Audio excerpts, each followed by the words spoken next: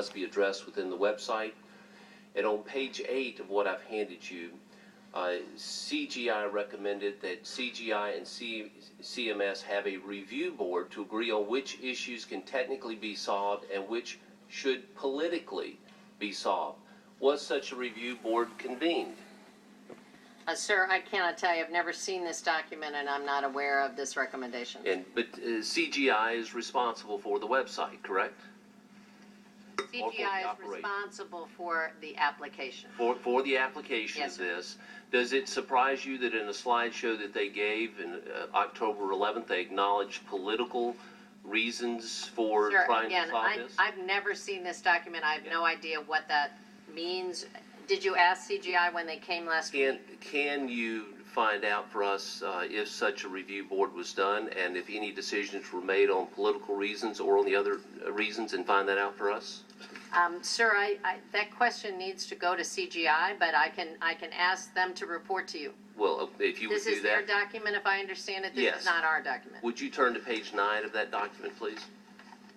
And it states challenges on page 9 in this presentation by CGI, and it says, under challenges, unable to determine at this time whether low enrollment counts are attributable to system issues or due to users choosing not to select or enroll in a plan. So those are two completely different issues, obviously. If it is a system issue, that's something you have confidence at some point will be resolved, correct? Yes, sir. And if it's a user selection issue, that's an entirely different story, is it not? Yes, sir. Okay, now, you know, when you used the phrase earlier about a punch list, that's like having somebody move into a house. Someone's buying a new house and they go through and they've been told this house is going to be ready for you to move in on October 1st. They load up the van, they come in, and they get in and it's not finished. Part of the plumbing's not right, the wiring's wrong, and they go in. This creates the situation where, you know, healthcare shouldn't be a zero-sum game. I mean, we want to be fair to everyone. We want to help people who are vulnerable. But at the same time, we shouldn't have to hurt folks. We've got people in my district, in my state, who are getting notices of cancellation. They're being told of higher premiums that they're having. And these are great concerns that we have. And how do we work through that? And I want to say I appreciate you accepting responsibility for these initial rollout failures that we've had.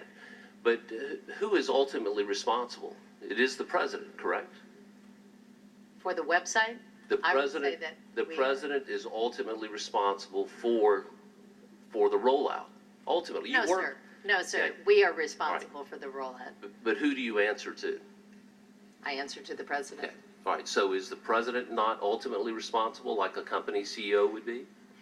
Sir, he's the president of the United States. I have given him regular reports, and I am responsible for the implementation of the Affordable Care Act. That's what he asked me to do, and that's what I'll continue. So you're saying that the president is not responsible for HHS? Sir, I didn't say that. Okay.